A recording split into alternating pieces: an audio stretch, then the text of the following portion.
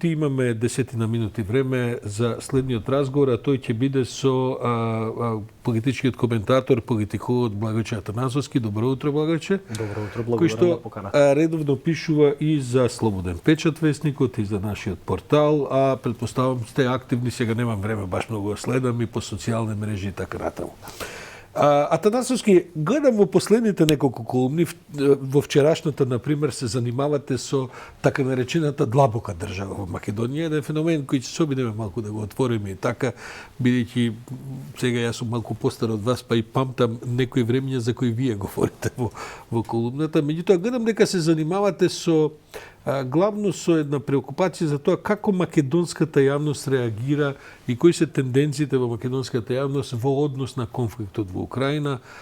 И морам да кажам дека прилично вака сте незадоволен од тоа како еден дел во јавност, особено меѓу етничките македонци, ги формира ставовите и така натаму. Зашто всушто се работи? Што е она што ви пречи, ако може така да се каже? Од првиот ден кога започна војната агресија на Русија, односно незиниот претседател Владимир Путин врз Украина и целосното нарушување на територијалниот интегритет и суверенитет на земја која е членка на Обединетите нации, најголемата европска земја, јас бев иритиран од голем број на коментари на македонци кои злорадосно се радуваа на таа воена агресија, правејќи паралела на украинската судбина низ минатото, низ 20-тиот век, кога таа држава се формирала и се конституирала како посебна политичка нација, прво во рамките на Советскиот сојуз, потоа ја прогласила својата независност со нашата историска трагедија, да ја речам, бидејќи и украинскиот народ и македонскиот народ има голем број на сличности.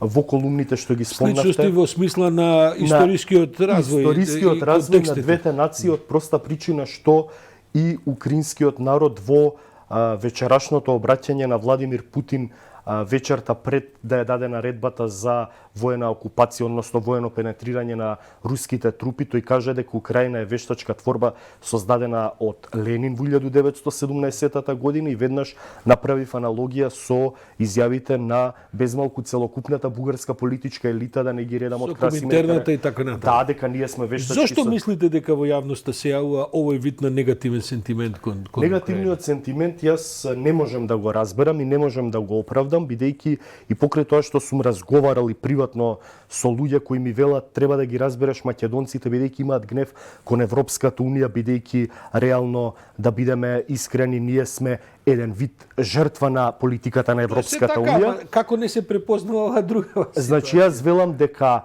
ние ако имаме комплекс од Европската унија, не треба тој комплекс и фрустрации да ги истураме врз украинските граѓани и да велиме еве, сега непријателот на Европската унија покажува својата моќ и сила. Секогаш велам дека ние треба да тргнеме од човечки аспект и да сочувствуваме со украинските цивилни жртви, со украинската нација, бидејќи таа земја е нападната воено-агресорски од својот посилен и помоќен сосед, и ние во минатото сме имале, да речеме, напади и во Втората светска војна. Тоа во нашите историски читанки го учиме дека сме биле окупирани од Бугарија. Значи целата аналогија дава логично и разумно толкување дека ние треба да бидеме сочувствителни со трагичната судбина на украинскиот народ во 21 век, што во 20 век ние апсолутно на наша кожа, така народски да се изразам, сме го почувствували за време на Балканските војни и за време на Втората светска војна. Одите и чекор понатаму. Вие велите во некои од своите колумни, а и во вчерашната, велам повторно да повторам, велите дека тој сентимент можеби не е само некаква општо расположение во еден круг од јавноста, туку дека е можеби и произведено и е дел од една пропаганда, да кажем, активност која се одвива овдека, а вие ја именувате длабоката држава како еден длабоката држава под наводници, како еден од факторите. Што подразбирате по длабока држава, за да дојдеме потоа до евентуални пропагандни активности? Во колумната напишав и ценам дека длабоката држава е еден поширок контекст, комплот од, да кажам, воено-разузнавачки, политички, безбедносни, економско-стопански, па дури образовни црковни групации, луѓе кои едноставно, како на дугме од еден друг команден центар, јас тој го нарекувам Белград, реагираат бурно, создаваат хистеризација во јавноста, при секој обид доколку Македонија може да направи исчекор во своите европски и евроатлантски интеграции.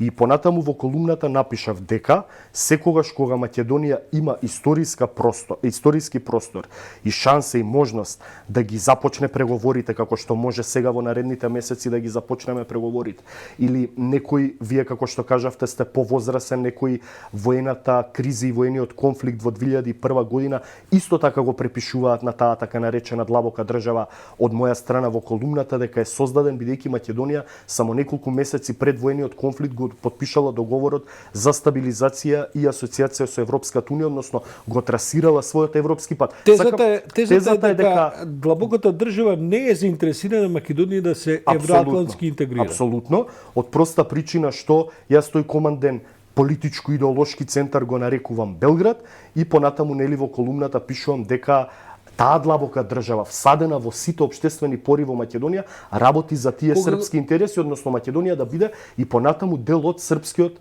свет и сфера на интерес. Кога говорите за српските интереси, за Белград и така натаму, мислите на актуелната власт или мислите и на тамошната длабока држава? И на тамошната длабока држава. Може да има разлики и актуелната власт апсолутно е толку националистички настроена да сака да создаде доктрина на нов српски свет. Инаку од 1991 година кога Македонија е прогласена независна држава, ние ги имаме трасирано нашите стратешки правци како земја која треба да се ориентира и да се зачлени во НАТО и во Европската унија. Секогаш таа длабока држава, кога Македонија има реални можности за исчекор, за како што видовме и полноправното членство на НАТО, создава и внатрешни проблеми, но и ги инструментализира нашите соседи, како што беше проблемот со името со јужниот сосед кој после скоро 3 децении го решивме, и сега гледаме ново искрснатиот проблем со источниот сосед и покрај најавите на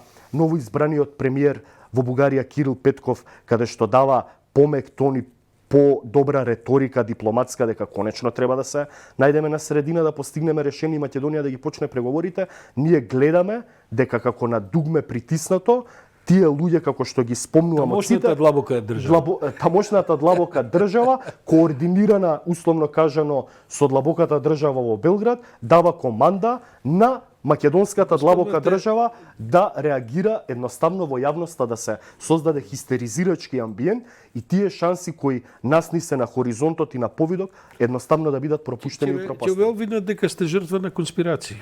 Не сум, едноставно јас секогаш ја гледам пошироката слика и сметам дека ништо не е случајно бидејќи секогаш едноставно последиците се причинско последични. Секогаш за секое зошто има зато едноставно и целокупната ситуација во која се развивало општествено-политичкиот развој на Македонија во изминативе 30 години не е случаен.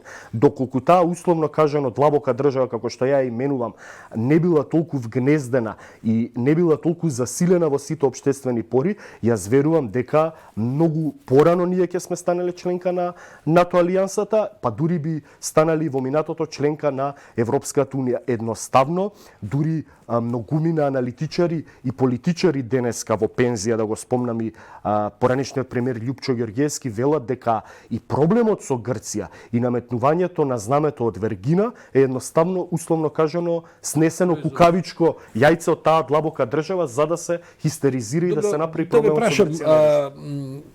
Од ова се што го говорите, ве прашам вие како го разбирате тоа. Длабоката држава има идеолошки концепт кој што го брани или е тоа просто, како да кажам, може би една прилично растеглива политичка платформа која што има може би некакви цели и која што се перпетуира и без да кажам неопходност од некакви команди, координации и така натаму, или мислите дека е тоа сепак подцврста структура?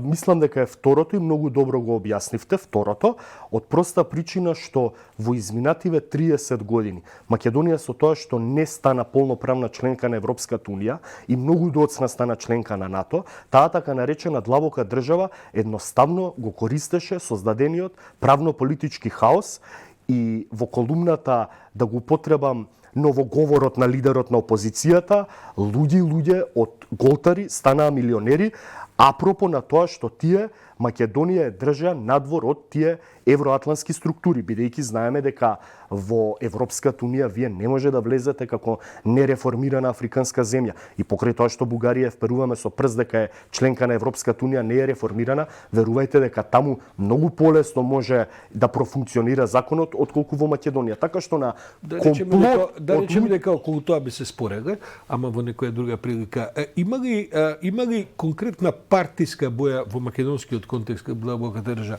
Со други зборови прашувам, дали е таа имуна на овие ВМРО-вско, СДС-овско, дуистичко, алтернативни поделби, или е таа партија, како да кажем, таа партија во партиите која што тоа е сакам да го кажам. Без разлика кој што партија вгнездена во сите партии и последно напишав дека во изминативе 30 години, условно кажано, таа длабока држава имала своји подружници во левицата и во десницата, мејнстрим левицата и десницата кај нас, но сега местото најмногу си го најде во новата левица, односно, јас ја велам карикатурална наци десница на политичкиот лидер кој моментално кажува дека има нагорен тренд на рейтинг. Едноставно, сите тие сентименти на македонците да имаат гнев, фрустрација и омраза према НАТО алијансата и према Европската унија, таа длабока држава ги користи, ги инструментализира, ги артикулира кај партиите. Во моментов ја спомнав дека незината канализација на таа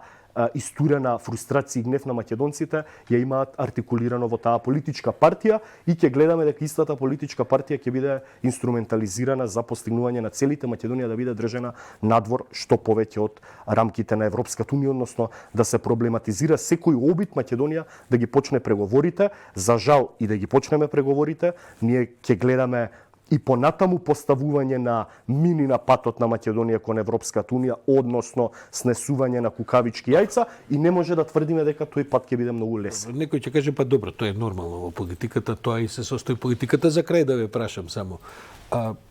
Не мислам да ги менувате, но познавате ли вие припадници на длабоката држава? Сте ги видели како изгледаат? Страшни ли се? Имаат ли рогови?